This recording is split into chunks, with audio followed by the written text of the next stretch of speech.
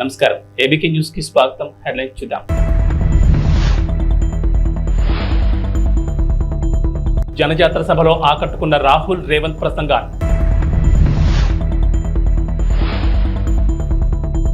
జోరు వానలో హోరెత్తిన ఫ్యాన్ హుషారు.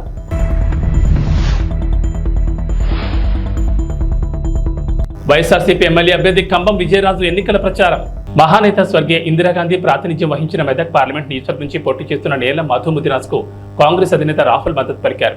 ఈ సందర్భంగా రాహుల్ గాంధీ మాట్లాడుతూ బీజేపీ రాజ్యాంగాన్ని మార్చి సామాన్య హక్కులను హరించేందుకు చూస్తోందని ఆరోపించారు. బీజేపీ మళ్లీ గెలిస్తే పేదలకు బీసీ, ఎస్సీ, ఎస్టీ, అనగాండ వర్గాల కింద రిజర్వేషన్లు రద్దు చేస్తుందని పేర్కొన్నారు. ముఖ్యమంత్రి రేవంత్ రెడ్డి మాట్లాడుతూ కాంగ్రెస్ పార్టీకి ప్రజల్లో వస్తున్న ఆదరణ చూసి ఓర్వలేక బీజేపీ, బీఆర్ఎస్ పార్టీలు కుట్రలు చేస్తున్నాయని ఆరోపించారు. ఈ కార్యక్రమంలో దామోదర్ రాజనరసింహ, జగ్గారెడ్డి, కొండా సురేఖ, సర్పంచులు, ఎంపీటీసీలు, మండల కాంగ్రెస్ అధ్యక్షులు పాల్గొన్నారు.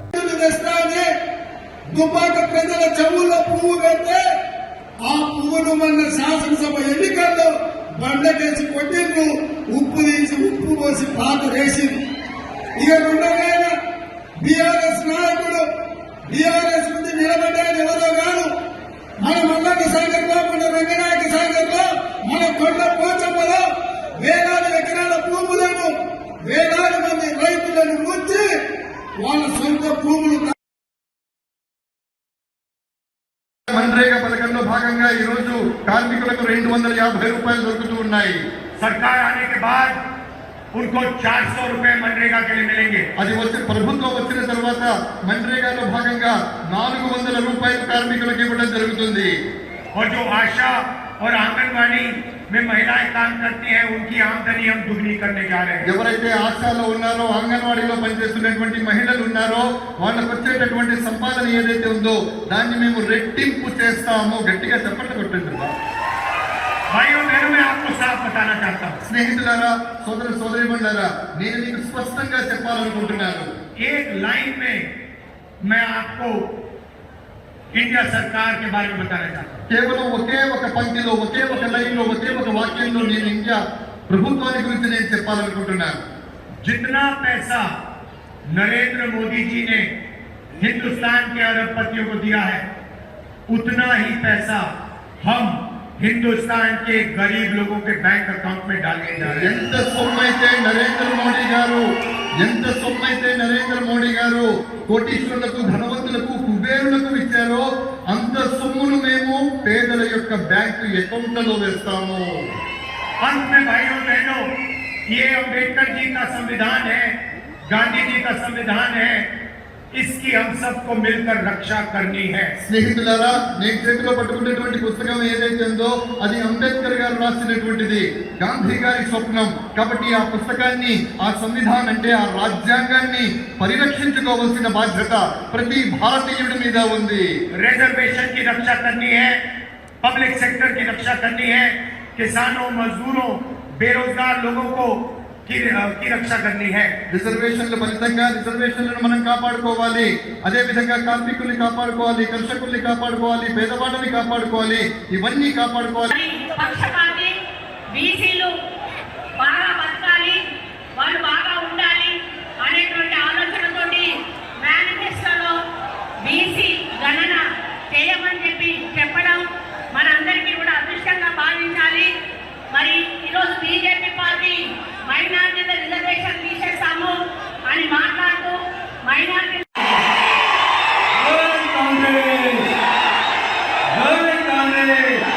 సోనియా గాంధీ గారి నాయకత్వం, రాహుల్ గాంధీ గారి నాయకత్వం, మన రేవంత్ అన్న నాయకత్వం.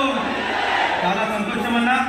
ఈరోజు ఈ జనజాతర కార్యక్రమానికి ముఖ్య అతిథిగా వచ్చిన మన ప్రియతమ నాయకులు తుమ్మలపాలెంలో మత్స్యకారుల అభివృద్ధి కృషి చేస్తానని సన్నాల తిరుపతిరావు అన్నారు. ఈ సందర్భంగా మాట్లాడుతూ విజయవాడ ఎంపీగా కేసీఆర్ నానిని, ఎమ్మెల్యేగా తనను అఖండ మెజార్టీతో గెలిపించాలని కోరారు. తుమ్మలపాలెంలో 20 కుటుంబాల మత్స్యకారులు వైఎస్ఆర్సీపీ పార్టీలోకి పార్టీ కండువా కప్పి సాదరంగా ఆహ్వానించారు.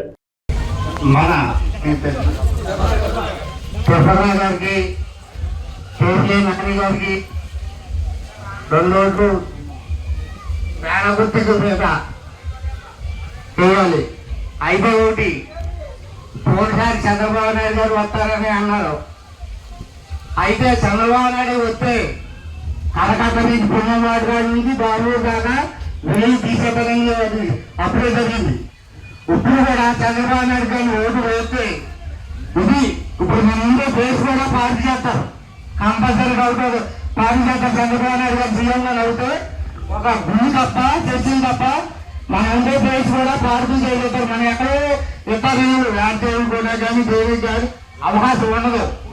దయచేసి 2 ఓట్లు కూడా పేదగుట్టుకు వెళ్ళాలని ప్రార్థన. అలాగే జగన్ వల్ల లబ్ధి పొందడంటే ఎవరు లేరు.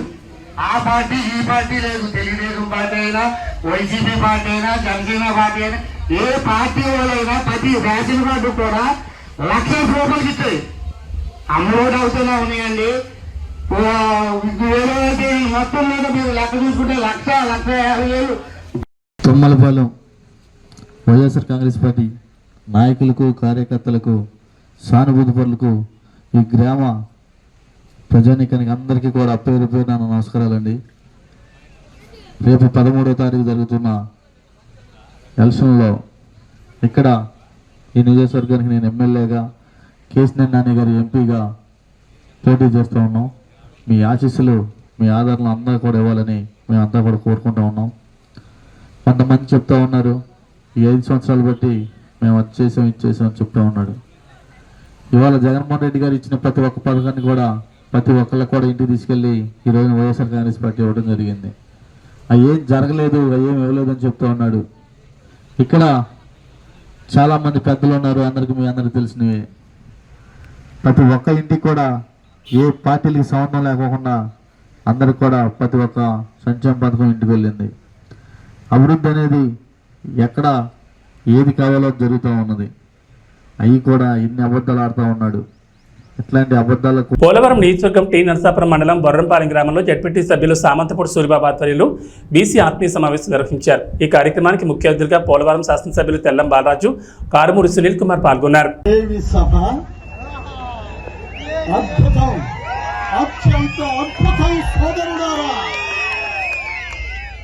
బీసీలు అంటే బడుగు బలహీన వర్గాలు కాదు, బలమైన వర్గం మంది. ఎస్సీలు, ఎస్టీలు, బీసీలు, మైనారిటీలు కలిసికట్టుగా ఉంటే రాజ్యాధికారం మనదే. సోదరుడారా, 1947 ఆగస్టు 15వ తారీఖున మన భారతదేశానికి స్వాతంత్ర్యం వస్తే ఆనాటి నుండి ఈనాటి వరకు ఎంతో మంది ముఖ్యమంత్రులను చూశాము. కానీ జగన్మోహన్ రెడ్డి గారు లాంటి ముఖ్యమంత్రి ఎన్నడైనా ఎప్పుడైనా చూడగలిగామా? సోదరులారా, ఆడపడుచులారా, అన్నదమ్ములారా, కార్మిక కర్షక సోదరులారా, కష్టజీవులారా, మనకు నేను చాలా బీసీలలో అగ్రగణ్యుడు, గౌడవ వాసి ఉన్నాడు ఇక్కడ సోదరుడు అశోక్ గౌడ్ గారిని నేను చాలా బలవంతం చేశా. తమ్ముడు, నీవు మళ్ళీ వైఎస్ఆర్సీపీలోకి రావాలి అని. ఆయన వచ్చి రాష్ట్రంలోనే గౌడ వర్గాన్ని అందరినీ ధర్మచక్రంలాగా, అశోక చక్రంలాగా అడ్డం వేసినటువంటి మహానుభావుడు అశోకుడు. తమ్ముడు, ఈ వేళ మన బీసీలలో అగ్రగణ్యులైనటువంటి కారుమూరు నాగేశ్వరరావు గారు, మినిస్టర్ గారు అబ్బాయి సునీల్ కుమార్ యాదవ్ గారు, తెల్లం రాజ్యలక్ష్మి గారికి, బాలరాజు గారు మిస్సెస్ గారికి జగన్మోహన్ రెడ్డి గారు టికెట్ ఇచ్చారు అంటేనే అందులో ఎంత నీతివంతుడో బాలరాజు గారి కుటుంబం మనం అర్థం చేసుకోవచ్చు. ముఖ్యంగా వేదిక మీద ఉన్న వారిని ఎవరిని నేను ఇన్వైట్ చేసి వాళ్ళకి వెల్కమ్ చెప్పలేదు. వేదికను అలంకరించిన మహానుభావులారా, ఎంతో ఉత్తములారా, మీరందరూ కూడా చెప్పింది చెప్పకుండా చెప్పగలిగినటువంటి మహామేధావులు మీరందరూ కూడా స్టేజీని అలంకరించిన మీకందరికి కూడా మరొక్కసారి జగన్మోహన్ రెడ్డి గారి తరపున, సూరిబాబు గారి తరపున, మా అశోక్ గౌడ్ గారి తరపున మీకు మనవి చేస్తున్నాను. ప్రకాశం జిల్లా పెద్దదోర్నాలపట్నంలోని లహరి ఫంక్షన్ హాల్లో ఎర్రగొండపాలెం నియోజకవర్గ జనసేన కార్యకర్తల ఆత్మీయ సమావేశంలో నియోజకవర్గ టీడీపీ కూటమి ఎమ్మెల్యే అభ్యర్థి గూడూరు ఎరిక్షన్ బాబు పాల్గొన్నారు. ఈ సందర్భంగా మాట్లాడుతూ నియోజకవర్గంలో టీడీపీ కూటమి గెలిపే లక్ష్యంగా ప్రతి ఒక్క జన సైనికుడు పనిచేయాలని పిలుపునిచ్చారు. టీడీపీ, జనసేన, బీజేపీ నాయకులు కార్యకర్తలతో కలిసిమెలిసి పనిచేసి తెలుగుదేశం పార్టీ విజయాన్ని కృషి చేయాలని తెలిపారు. ఎర్రగొండపాలెం నియోజకవర్గంలో ఉన్న టీడీపీ, జనసేన, బీజేపీ కార్యకర్తలందరూ ఒక కుటుంబంలా ముందుకెళ్తామని తెలిపారు. ఈ అవసరం ఉన్న ఎరిక్షన్ బాబు అనే వ్యక్తి అందరికీ ముందుంటారని తెలిపారు. ఈ కార్యక్రమంలో ఎర్రగొండపాలెం నియోజకవర్గ టీడీపీ, జనసేన, బీజేపీ నాయకులు కార్యకర్తలు పాల్గొన్నారు. జనసేన నాయకులకు కార్యకర్తలకి నాకు ఇక్కడ తెలుగుదేశం జనసేన 2 వేలు కాదు, ఈ నియోజకవర్గంలో వేరు కాదు, ఇద్దరు ఒకటే. నాకు ఇద్దరు కష్టపడతా ఉన్నారు. వారికి కూడా అవకాశాలు కల్పించాల్సిన అవసరం భవిష్యత్తులో ఎంతైనా ఉంది. మా బాధ్యత. ఎందుకంటే వాళ్ళు కూడా 10 సంవత్సరాల నుంచి పార్టీ పెట్టి పవన్ కళ్యాణ్ గారు కార్యకర్తల కష్టం మీద పార్టీ నడుపుకొని ముందుకెళ్ళాడు. చంద్రబాబు నాయుడు గారు జైల్లో ఉన్నప్పుడు ఆయన పరామర్శించడానికి లోపలికి వెళ్ళి బయటకు వచ్చిన 1 నిమిషం కూడా మేమెవరు కూడా ఊహించలే. లోపల ఆయన పరిస్థితి తెలుసుకొని బయటకు వచ్చి చంద్రబాబు నాయుడు గారితో కలిసి రేపు మేము పోటీ చేయబోతున్నాం ఆంధ్రప్రదేశ్. ఆయన ప్రకటించిన వెంటనే ఆ రోజే తెలుగుదేశం పార్టీ కార్యకర్త నాయకుల గుండెల్లో పవన్ కళ్యాణ్ గారు నిలిచిపోయారనే వాస్తవం ఇది సత్యం. ఈ రాక్షస పరిపాలన అంతమందించేదాన్ని, ఈ రాష్ట్రంలో జగన్మోహన్ రెడ్డి గారిని వారి యొక్క అరాచకాల్ని అంతమందించేదానికి పవన్ కళ్యాణ్ గారి మద్దతు ఆ సమయంలో మనకి కొండంత అండగా ఇచ్చినటువంటి మాట వాస్తవం అని చెప్పేసి శ్రేణులందరూ కూడా నేను తెలియజేసుకుంటా ఉన్నాను.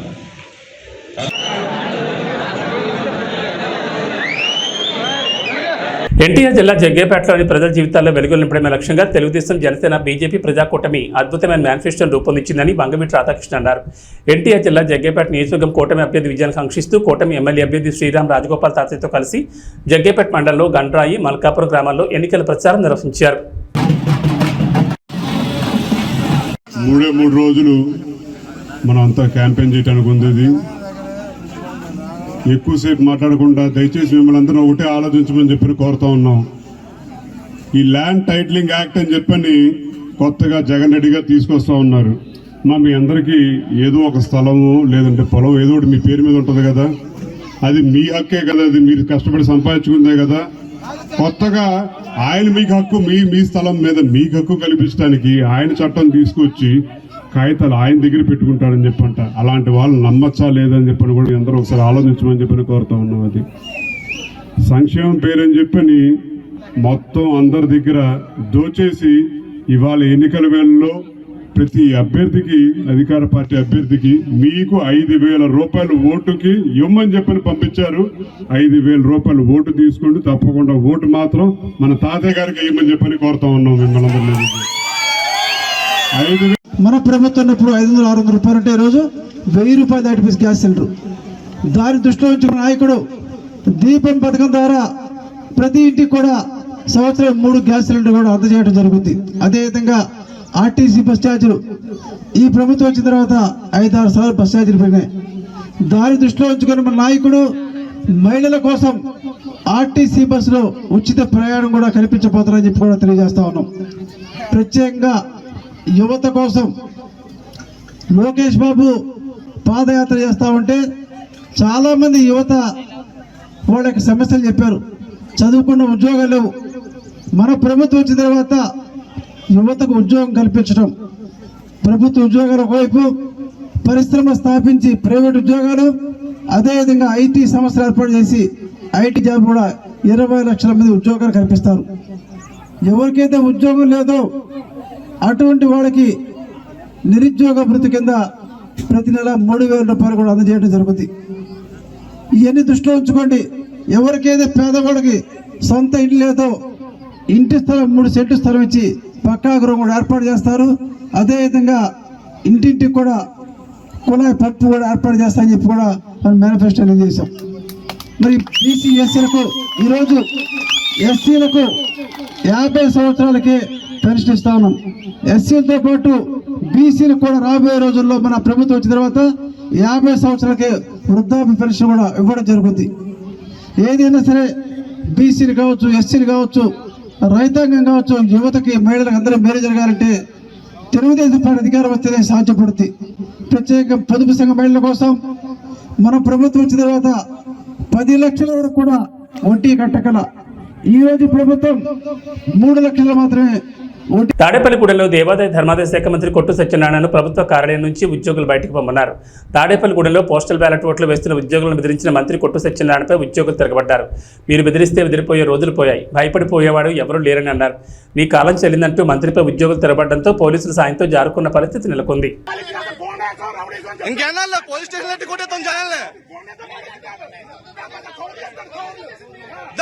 గేట్ బయట రావాలా, గేట్ బయట ఏదైనా గేట్ బయట ఫోటో తీసుకో. గేట్ రాబడి ఉంటాం కాదు, గేట్ బయట,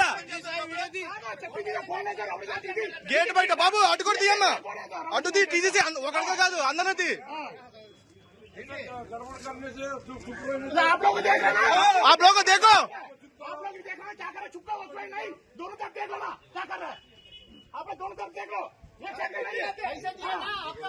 पैसा दिए ना क्या पे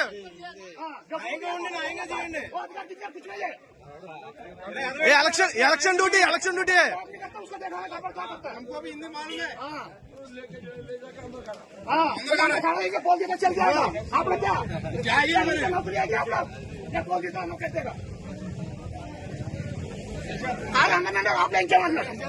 ఏ హత్రం ఇంకా అయిపోయింది, రోజులు అయిపోయింది, బెదిరించి భయపడే రోజులు అయిపోయినాయి అందరి దగ్గర. క్యాండిడేట్ తిరగచ్చు రాబులా, క్యాండిడేట్ రాబుల పని ఏంటి?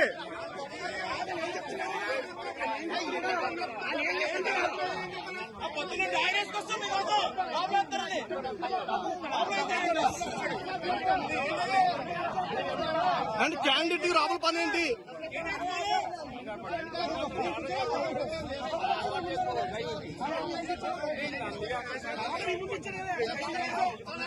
శ్రీరామ్ రాజగోపాల్ విజయాన్ని కాంక్షిస్తూ వారి కుటుంబీకులు, కౌన్సిలర్ రామలక్ష్మి, మాజీ కౌన్సిలర్ కొరకుట్టి సైదుల ఆధ్వర్యంలో ఆలయ ప్రధాన అర్చకులు శ్రీరంగం శ్రీనివాచార్యుల బృందం ఆధ్వర్యంలో విశేష పూజలు జరిపి హోమం నిర్వహించారు. వారి విజయం తథ్యమవ్వాలని భగవంతుని సేవలో కార్యకర్తలు, అభిమానులు పాల్గొన్నారు. శ్రీరంగస్య ఉత్తరదిక్ప్రదేశగంగా కావేర్యోర్మధ్యదేశే శోభనస్థలే సమస్తదేవతా భగవద్భాగవత ఆచార్య సన్నిధౌ అస్మిన్ వర్తమాన వ్యావహారికర్ణాయ నమః, కల్పనేత్రాయ నమః, సుముఖాయ ప్రవిష్టితాయ నమః, మధ్యమేకలాయాం చండాయ నమః, ప్రచండాయ నమః, భద్రాయం సుభద్రాయ నమః, భుజాయ నమః, విజయాయ నమః, ధాత్రే నమః, విధాత్రే నమః, మూఢమేకలాయాం రవీంద్రాయ నమః, రమత్తయే నమః, ఓం హం యమాయ నమః, షణ్వరుణదే నమః, వరుణాయ నమః, నింబాయదే నమః, కుబేరాయ నమః, ఓం ఈశానాయ నమః. ఏతేంద్రాదయః దివ్యాభరణవస్త్రసంయుక్తాః అగ్నిముఖాదవ్యాతవ్యాః. ఓం విద్జ్వాలయామి ఓం ఇతి శోభముద్రయా అమృతీకరోమి. ఓం రమగ్నయే నమః. అగ్నిందూతం వృణీమహే హోతారం విశ్వవేదసం అస్య యజ్ఞస్య సుకృతం. ఓం రమగ్నయే నమః. ఎన్టీఆర్ జిల్లా తిరువూరు, గంపలగూడెంలో వైసీపీ ఎంపీ, ఎమ్మెల్యే అభ్యర్థులు ఎన్నికల ప్రచారం నిర్వహించారు. ఈ సందర్భంగా జగన్ను గెలిపి మాజెండా అని ప్రజలు నినాదాలు చేస్తున్నారు. ఎంపీ కేసినేని నాని, ఎమ్మెల్యే అభ్యర్థి నల్లగట్ల స్వామిదాసులకు అపూర్వ స్వాగతం పలికారు. ప్రచారంలో మహిళలు, కార్యకర్తలు వేలాదిగా కథం తొక్కారు.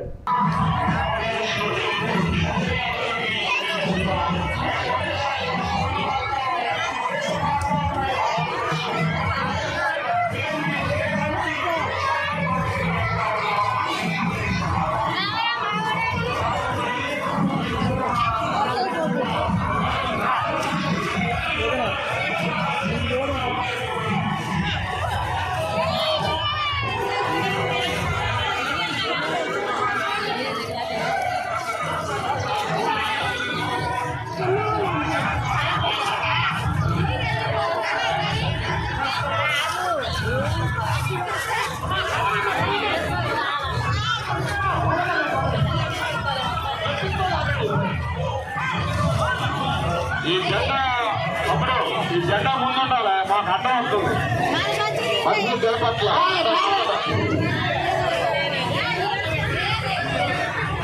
నాయకులందరూ కూడా, మహిళా తల్లులందరూ కూడా ముందు నడిపించాలి.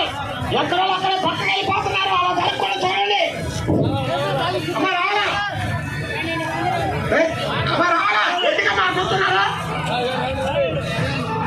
ఇచ్చాపురం నియోజకవర్గ ఉమ్మడి అభ్యర్థి బెందాళం అశోక్ కొర్లాం పరిసర ప్రాంతాల్లో ప్రచారాన్ని కొనసాగించారు. ఎక్కడికి వెళ్లినా ప్రజలు జేజేలు పలుకుతూ స్వాగతం పలికారు. అత్యధికంగా మహిళలు పాల్గొని హారతలిస్తూ తిలకం దిద్దుతూ గెలుపు కోసం తమ వంతు కృషి చేస్తామని హామీ ఇచ్చారు. మాది మాకన్నపురము.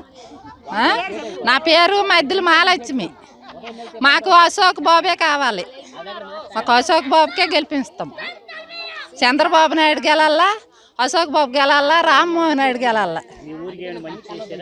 మంచిగా చేసినారు. రోడ్లు, కరెంట్లు అన్ని చేసినారు. బిల్డింగ్ చేసినారు. అన్నీ బాగుపడతాయి. నీళ్ళు తాగలేకపోతున్నామని ఒక మహిళ ప్రశ్నించింది. మహిళ ప్రశ్నించిన వెంటనే సాయంత్రం అక్కడ ఉన్నటువంటి వైసీపీ గూండాలు వెళ్ళి ఆమెను ట్రాక్టర్తో గుద్ది చంపేశారు.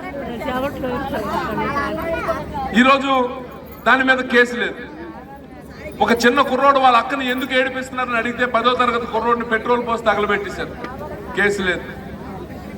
ఇక్కడ మన నియోజకవర్గంలో ఒక వాలంటీరు ఒక వ్యక్తికి తల మీద నరికితే 18 కుట్లు పడితే కేసు లేదు. ఈ రకంగా కొంతమందిని పోలీస్ డిపార్ట్మెంట్ ని వాళ్ళ గుప్పెట్లో పెట్టుకుని ప్రజల్ని భయభ్రాంతులకు గురి చేయడం.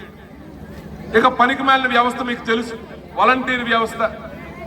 అది ఎంత పనికిమాలిన వ్యవస్థ అంటే వాడికేమో జీతం అట మన డబ్బుల్లోంచి ఇవ్వాలట. మన డబ్బులని ఎందుకన్నానంటే మనం కొన్న పప్పు ఉప్పు మీదకి వచ్చినటువంటి ట్యాక్స్ ని 5,000 రూపాయలు హానరేంగా ఈరోజు వాలంటీర్లకు ఇస్తున్నారు.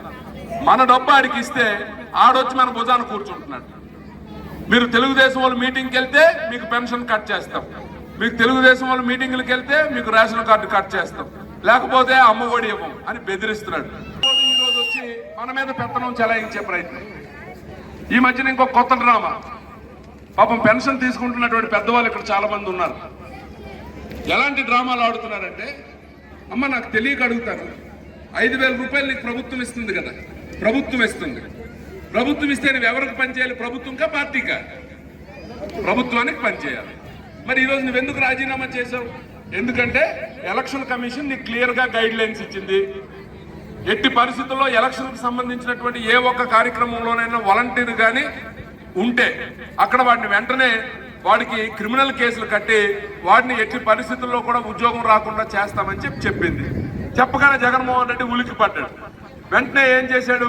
వాలంటీర్లతో రాజీనామా చేయించి ఈరోజు ఇంటికి ఇస్తున్నటువంటి పెన్షన్లు మీరు వెళ్ళి బ్యాంకుల దగ్గర క్యూలు కట్టాల్సినటువంటి పరిస్థితి కల్పించాడు. ఈ ప్రాసెస్ లో కొంతమంది ముసలి వాళ్ళు చనిపోయారు. మరి ఈ చనిపోయినటువంటి వారికి బాధ్యులు ఎవరండి?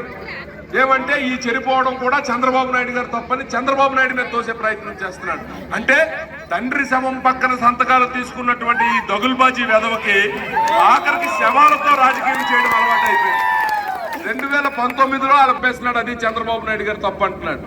సో ఈ రకంగా ప్రజల్ని ఇంకా మభ్యపెట్టే ప్రయత్నం చేస్తున్నాడు. మరి మీ అందరికీ తెలుసు, చంద్రబాబు నాయుడు గారిని అరెస్ట్ చేశారు. దాదాపు 60 రోజులు జైల్లో ఉంచారు. 16 నెలలు నేను జైల్లో ఉన్నాను కాబట్టి చంద్రబాబు నాయుడిని ఒక్క నిమిషమైనా జైల్లో ఉంచలేకపోతానా అని ఒక శాడిస్ట్ ఆనందం. ఈ శాడిస్ట్ ఆనందం తీర్చుకోవడానికి చంద్రబాబు నాయుడు గారిని జైల్లో పెట్టారు. అయితే అది మంచిదైంది. ఎందుకు మంచిదైందంటే 2 రకాలుగా మంచిదైంది. ఒకటి, చంద్రబాబు నాయుడు గారు దాదాపు తప్పు చేయలేదు. చంద్రబాబు నాయుడు గారు నాకు తెలిసి రోజుకు 3-4 గంటలు పడుకుంటానేమో, 24 గంటలు పనే చేస్తుంటాడు. ఆ 60 రోజులు జైల్లో ఉండడం వల్ల పెద్ద ఆయన కొంచెం విశ్రాంతి దొరికింది. మొదటి మంచిది. రెండో మంచితనం ఏంటంటే, సహజంగా ఎవడైనా అరెస్ట్ అయితే, ఇప్పుడు మన ఊర్లోనే ఎవడైనా అరెస్ట్ అయ్యాడు అనుకోండి, మనం ఆయన ఒక దొంగలాగా చూస్తాం, మాట్లాడడానికి ఇష్టపడం. మాట్లాడితే నా పక్కనోడు ఎవడైనా నా గురించి తప్పుగా అనుకుంటాడేమో అని దూరంగా ఉంచుతాం. అలాగే జగన్మోహన్ రెడ్డిని జైల్లో పెడితే అటువంటి దొంగలే వెళ్ళి జైల్లో కలిశారు తప్ప వేరే వ్యక్తి అవ్వడం కూడా ఆయన పట్టించుకోలేదు. సమయం ఇది. ఎందుకంటే ఇంకా 3 రోజులు ఉంది. ఈ 3 రోజుల్లో మరి రామరావణ యుద్ధం జరగబోతుంది. మీ అందరికీ తెలుసు. జగన్ ఏబీ బులెటిన్ విశేషాలు. నమస్కారం.